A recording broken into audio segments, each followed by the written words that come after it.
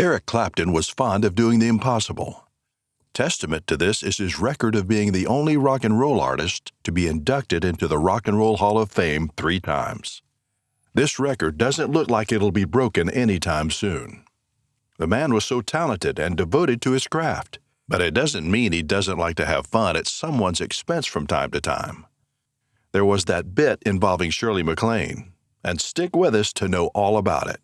The untold story of Eric Clapton, the talented musician who stole the hearts of women. Make sure to watch the video until the end and leave your thoughts in the comments. If you are new here, join our wonderful community by subscribing to the Motentas channel. Eric Clapton was a talented singer, songwriter, and guitarist. He wasn't particularly handsome, but he had a way with women most men would envy. He scored with talented singers like Betty Davis. His talent showed at all levels, and the singer had a powerful charisma to go with his talent. He was a force of nature who spoke to the souls of the people that listened to his songs. Honestly, Eric deserves every bit of acclaim he gets. The man worked hard to reach where he was, beginning to strum the guitar when he was 13 years old. He didn't become a sensation overnight. Behind his great skill were long years of strumming the guitar consistently, and periods where he gave up. Still, he had the soul of a performer, and he motivated himself to continue. His seriousness reached the point that even though he was under doctor's orders not to perform because of his health, he still did. But this didn't mean that the star man didn't know how to have fun.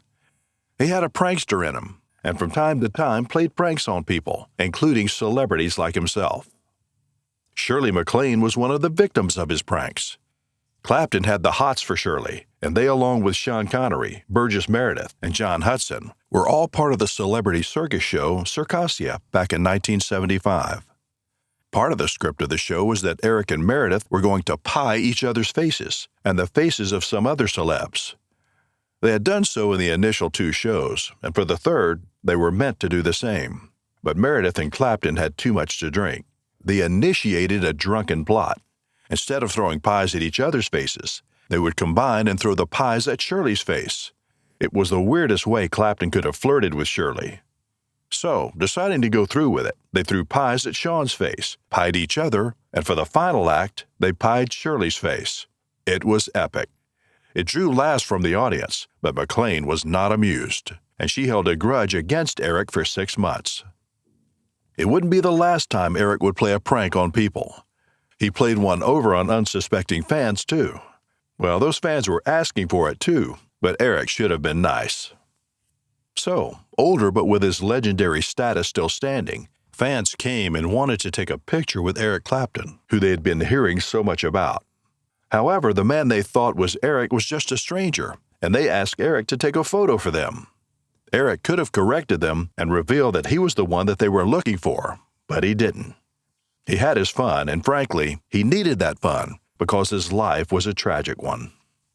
Eric Clapton has known tragedy all his life. And while on the scale of his tragedies, his earliest one looks mild, but it's nonetheless a tragedy. Born in Ripley, Surrey, England, on the 30th of March, 1945, Eric was lied to about his birth. His parents, Rose and Jack Clapp, as he would learn, were not his parents, but his grandparents. The woman that he thought was his sibling, Patricia Molly Clapton, was actually his mother. Molly had gotten involved with a 25-year-old Canadian man from Montreal, Quebec, Edward Walter Fryer, who got drafted into the army before Eric was born and wouldn't return to England after the war. Perhaps because of the stigma that would come from being a teenager and unmarried, Patricia and her mother, Rose, devised that Eric should grow up thinking that she, Rose, was his mother. The ruse was so elaborate that when Molly fell in love with another Canadian soldier, she left the legendary guitarist with her parents and went off with her husband to Germany. The need to know his father dominated Eric's mind, and he wanted to find out more about him. The only thing he or anyone knew about his father was his name and where he was from. His desire to find out about his dad has even inspired the song My Father's Eyes in 1998. Eventually, the talented guitarist and singer would get additional information about his father through the efforts of a Canadian journalist from Montreal, Michael Wolishuk, who dug deep into the Canadian Armed Forces service records to find Fryer's family members. The search yielded interesting results. Turned out that Eric was the true son of his father, in this sense that Fryer, like his son, was also a musician who played the sax and the piano. Fryer was not a stable man and was fond of traveling around and having flings, which ended up resulting in children, which he may or may not have known about. After all, he didn't know that he was Eric's father, at the point where Eric was tearing it up in the world music scene, and this continued till Fryer's death when he was 65 years old. It seemed Eric found some closure in what Woolashuk did in regards to investigating his parentage, as he thanked the journalist when he met him in Canada at the Macdonald-Cartier Airport in Ottawa, Ontario. In a way, Eric is pushing his father's legacy as a musician, but it wouldn't have been so if Eric didn't get that German Hoyer acoustic guitar for his 13th birthday. The guitar sparked young Eric's interest in music, and it killed it at the same time because its cheap strings made the guitar a burden to play. However, Eric couldn't stay away from the guitar and started practicing intensely, playing blues on his guitar. The gifted entertainer was a big blues fan and often recorded his practicing to see if there was improvement in his guitar playing or not. He had a passionate love for the guitar and music, and in the end, it got him into trouble.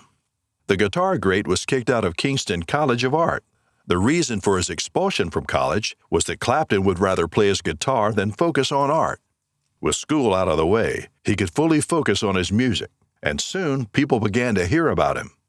But it wasn't like he was some star or anything yet. However, he and his buddy Dave Brock got gigs around pubs. Then the music god decided to make a play for the big leagues by joining a British R&B band, the Roosters. One thing was clear at this point: he needed more work, as according to his bandmates, there was nothing unique about his guitar playing at this point of his career. Well, it would soon become unique. Clapton left the band and performed with Casey Jones and the Engineers, but his best was yet to come. Clapton joined the Yardbirds, and at this point, his guitar skills had evolved. He combined the style of different talented guitarists like B.B. King, Buddy Guy, and Freddie King to create the Clapton style, which made him the name on everyone's lips in Britain. The group was a talented bunch, churning out well-received songs to the point that they built a loyal fellowship of fans. They increased their legend as they began to tour England. It was during this point that Eric began to stand out. It was here that he became Slowhand. Slowhand was a nickname that Giorgio Gomelsky gave Eric. This was because Clapton was an intense and fast player. His guitar string always cut when he was playing. When his strings broke mid-performance, there was a lull that the restless audience tried to fill by slowly clapping their hands. It added to the growing god of music image Clapton was developing. That kind of audience control during the early years of his career was simply sensational. However, Clapton wouldn't remain with Yardbirds for long. Why, you wonder? The star was a music purist. When the band released the song For Your Love and wanted to switch style to pop music so they could pursue more commercial success, Clapton said no. He was too passionate about the blues that he left the group because of this. Nothing would push him away from the reason he became a performer in the first place. This decision cost him. The song he made with the Yardbirds had become a hit in the United States. But since he left the Yardbirds, he didn't perform in the United States. So he was only a name in the British music industry. This situation didn't last long. So he hopped to another band before he settled with Cream. The United States fame that eluded him when he left the Yardbirds, he got it with Cream. But back in Britain, his position was being threatened. Another talented guitarist rivaled him. Jimi Hendrix, a guitarist who made unique rock music and experimented with sounds, gave Eric a run for his money. But Eric wasn't just about to roll over. He was becoming more all-round, adding singing and writing songs to his set of skills, and it paid off as Cream was a massive financial success. He and Jimmy even became friends, but the first time they played together had Eric cursing. "You never told me he was that good," Eric said. It was that performance that made the two become really good friends. They had a great time visiting different nightclubs and giving people evenings they would never forget. The two continued their friendship with Clapton buying a left-handed guitar for his friend, but he never got to give Jimmy his gift, as Jimmy died. The death hit the star performer hard, and led to some dangerous consequences for the gifted musician. However, that wouldn't be the only tragedy that Clapton faced. An even more devastating one awaited him. Jimmy wasn't the only talented guitarist Clapton knew or was best buddies with. He was especially close to George Harrison of the Beatles, and by extension, the whole group. The talented guitarist had an uncredited guitar solo in While My Guitar Gently Weeps. This would be the theme of Clapton's musical relationship with Harrison. He couldn't get credit for his contributions to his friend's work due to his contractual obligations. It was in his house that George Harrison came up with another Beatles hit single, Here Comes the Sun. George came to relax away from the drama surrounding the music industry that he left Eric's house with a gift of a new song. Eric was loyal to George to the extent that when the opportunity arose to replace George in the Beatles, Eric didn't. However, this didn't stop Eric from falling in love with Harrison's wife, Pattie Boyd. Yeah, Eric was pretty shameless about how he conducted himself here. Despite Pattie being married to his best bud, the gifted entertainer continued to make passes at her. Repeatedly, Pattie said no to him. Still head over heels for Pattie, Eric recorded the song Layla about her with his new band as he left Cream at that time. It would be the third time a song would be written about Pattie. The first two are I Need You and Something. There was an eventual fourth song that Eric sang about Pattie, Wonderful Tonight. Clapton wouldn't let his friend outdo him when it came to loving Pattie. Pattie's multiple rejections harmed Eric's mind. It didn't help that there was a feeling of loss from Jimmy's death, and as if that wasn't enough, Layla tanked. This pushed the singer over the edge, and he began to rely on alcohol and illegal substances. Almond Duane, a drummer he worked with, died in an accident, and the guilt of wooing his friend's wife consumed him. He sank deeper into the abyss and disappeared from public view with his vices. The one time he came out of his isolation, he gave an embarrassing performance which showed how badly he needed help. He didn't get the help he desperately needed, but he got the girl. Eventually, Harrison messed up, and Boyd caught him cheating on her. So she left him for Eric, who had become a shell of himself. Help finally came for Eric, but not before he drank without a care in the world. He knew he had a problem. He said, "In the lowest moments of my life, the only reason I didn't give up was that I knew I wouldn't be able to drink anymore if I was dead." Eric knew getting cured meant he wouldn't be able to touch alcohol, so he wanted to have his last drinks. He was right about not being able to drink, but the doctors of Hazleton Treatment Center added that he should also stay away from his stress triggers. This meant he had to give up on performing. You guessed correctly, he didn't. He went on to work on another album he called Money and Cigarettes, the two things he felt he had left since he couldn't drink and engage in other vices. Living a sober life triggered some feelings of insecurity in Eric, as the music didn't sound right to him, as sex was not as good again.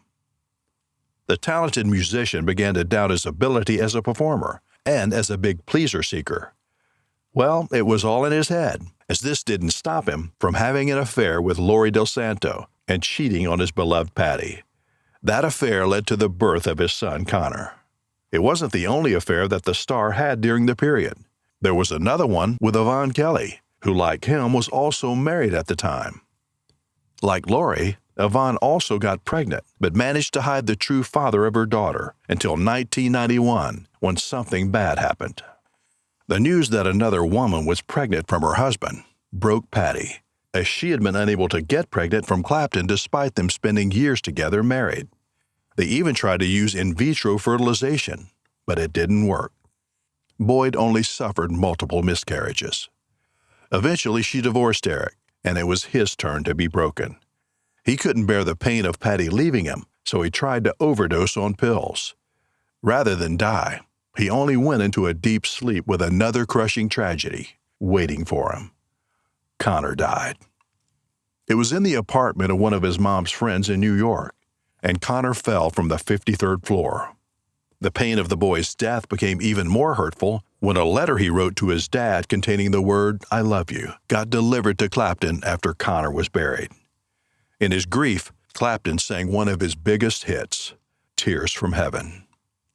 The singer was left alone to pick up the pieces of his life. And he did. He and Laurie were effectively done, and she would have a brief affair with George Harrison, the same year her son died. It seemed George wanted to have his vengeance against his friend. Eric married in secret to Malia McEnery, who he is still married to and has 3 children with. The star musician has developed some health conditions that has taken away his ability to play the guitar. Eric suffers from a painful nerve condition that has no cure, and he's also losing his hearing. Even if he can't play anymore, he has done some good in the world, creating a rehab center and also helping to explode the reggae genre. We wish Eric well in his future endeavors. Eric Clapton wasn't the only one who knew what fun meant. How Dusty Springfield bashed her teeth in a lesbian brawl? Watch this video and find out.